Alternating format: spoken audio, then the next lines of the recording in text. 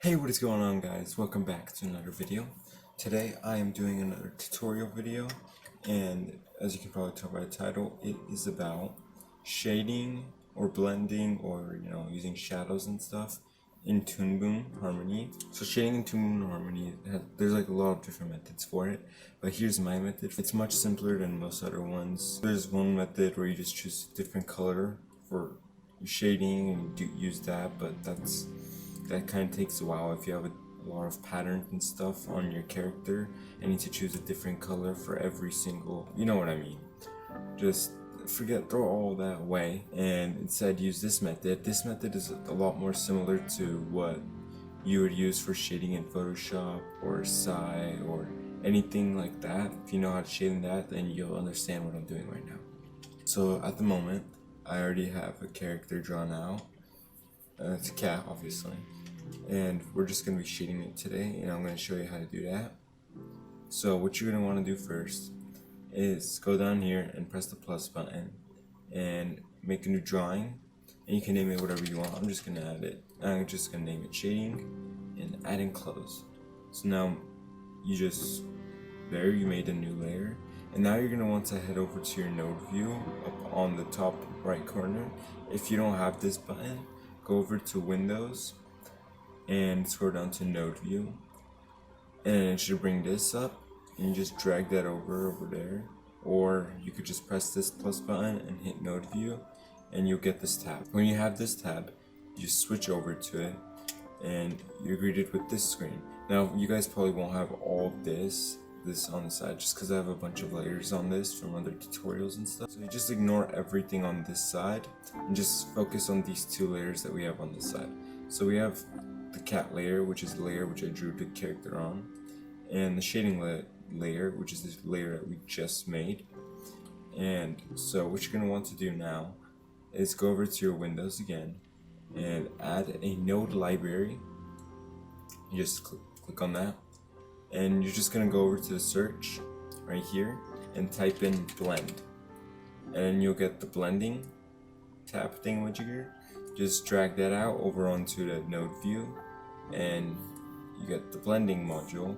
You can just close the node library, and kaboom, you have blending. Now you're going to want to put this blending in between the shading and the composite. Now you can do that easily by dragging the blending, pressing Alt on your keyboard, and putting it in between the shading and the composite, and it connects it. So basically what this does is everything on this layer is filtered through the blending and then shown on the camera or drawing or whatever you're on.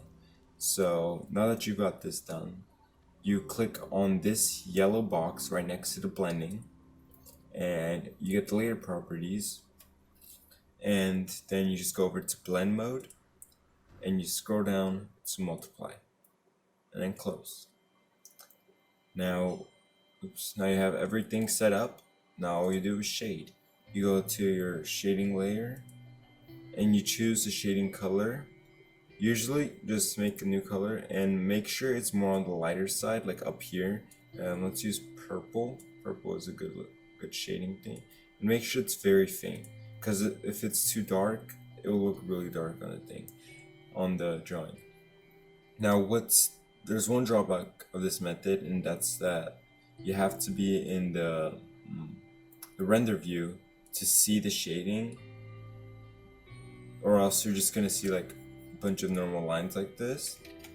So when you're shading, I recommend turning on the render view and then doing it.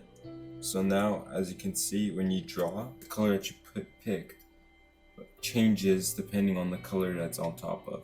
So on the lighter colors, like the muzzle right here, the color lightens, and on darker colors it's dark.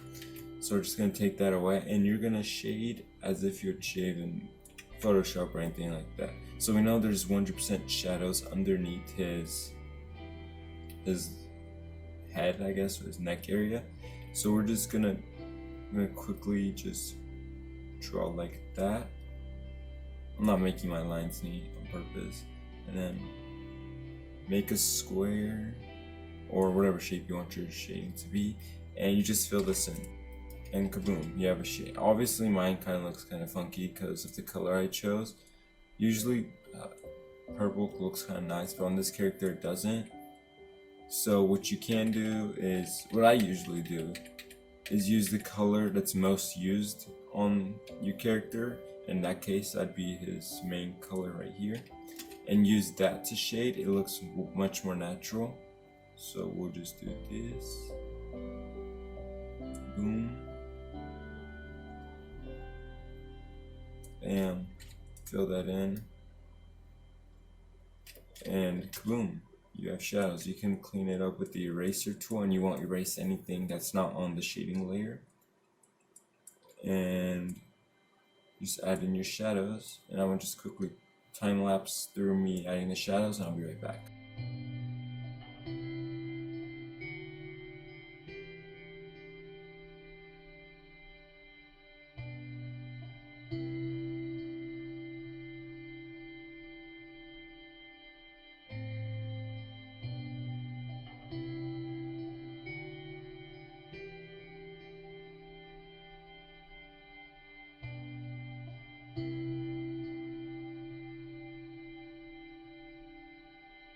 And we're back, and this is what I've come up with the shading. I obviously made the light source coming from the left side, so the right side will be darker. And right now it looks nice. This looks amazing, but you don't have to stop here. You can use the node library and node view for a lot more things. For example, so we know that cat's eyes usually glow in the dark, right? And so if you want to make your drawings or animations pop more, you can add some cool lighting effects, such as, let's make a new layer and name it glow. Then we can add in close and drag it up here so we can see it better. And we did the same process that we did with this, and we go over to the node library, but this time we search for the effect called glow.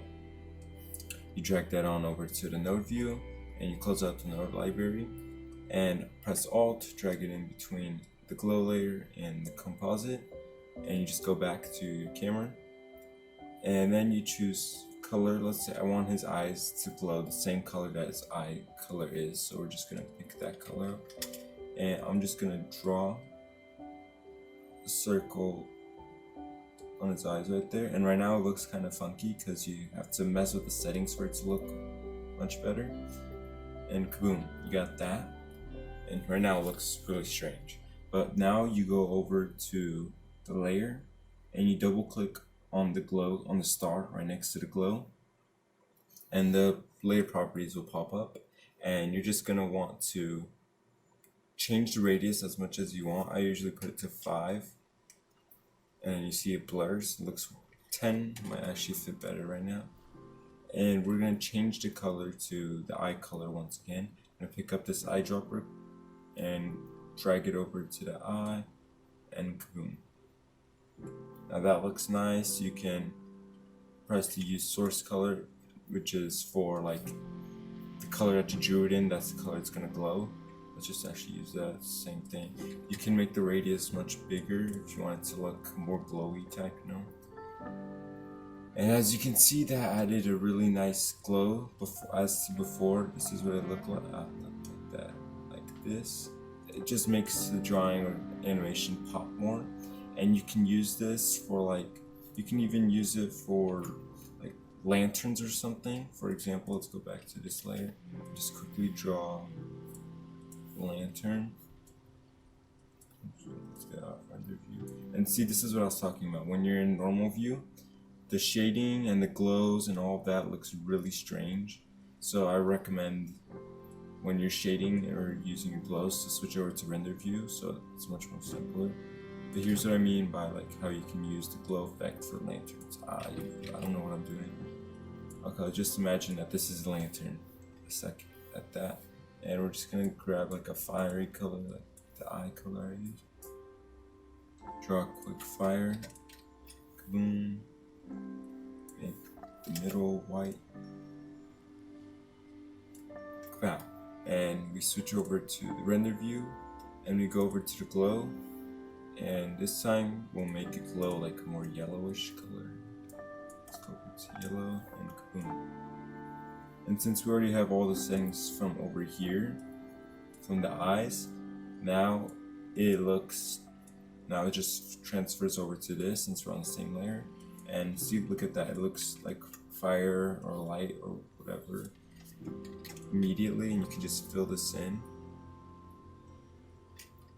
And I think that's a little too bright. Yeah, we don't have to do that. Let's just erase that. Erase that. Okay, so yeah, that's basically it for shading and lighting for today's video. So yeah, that's basically on how to do shading in Toonboomharmony. Yeah, that's basically it. Okay, bye.